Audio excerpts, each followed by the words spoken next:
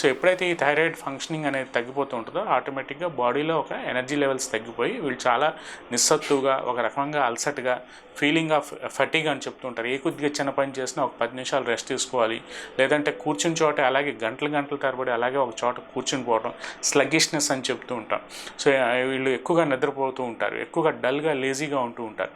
ఏదైనా ఒక టాస్క్ ఇచ్చి మీరు చేయండి అంటే వీళ్ళు చేయలేరు, పోస్ట్పోన్మెంట్ అనేది ఎక్కువగా కనిపిస్తూ ఉంటుంది. అలాగే వీళ్ళలో జుట్టు అనేది పలచబడిపోతూ ఉంటుంది, హెయిర్ థిన్నింగ్ అని చెప్తూ ఉంటాం. అలాగే హెయిర్లో బ్రిటిల్నెస్ వచ్చేస్తుంటుంది. అలాగే పెడుస్తాను అన్హెల్దీ హెయిర్ అనేది ఎక్కువగా ఈ హైపోథైరాయిడిజం పేషెంట్స్లో కనిపిస్తూ ఉంటుంది. అలాగే హెయిర్తో పాటు నెయిల్స్ ఏవైతే గోల్డ్ ఉంటాయో గోళ్ళల్లో కూడా బ్రిటిల్నెస్ అనేది ఎక్కువగా వస్తూ ఉంటుంది, గోళ్ళల్లో రిడ్జింగ్ అనేది ఎక్కువగా కనిపిస్తూ ఉంటుంది.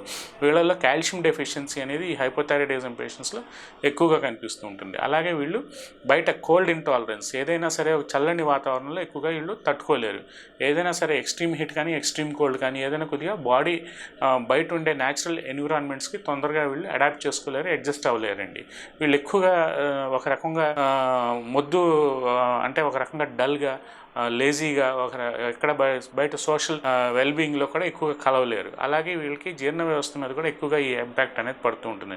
అన్నం అనేది సరిగ్గా డైజెస్ట్ అవ్వదు. వీళ్ళకి కాన్స్టిపేషన్ అనేది, మలబద్ధకం సమస్య అనేది ఈ హైపోథైరాయిడిజంలో ఎక్కువగా కనిపిస్తూ ఉంటుంది. అలాగే ఫీమేల్స్లో తీసుకుంటే ఈ పీరియడ్స్ ప్రాబ్లమ్స్ కానీ ఇర్రెగ్యులర్ పీరియడ్స్ రావడం అనేది కూడా ఈ హైపోథైరాయిడిజంలో ఒక మెయిన్ కార్డినల్ సిమ్టమ్గా మనం చెప్తుంటాం.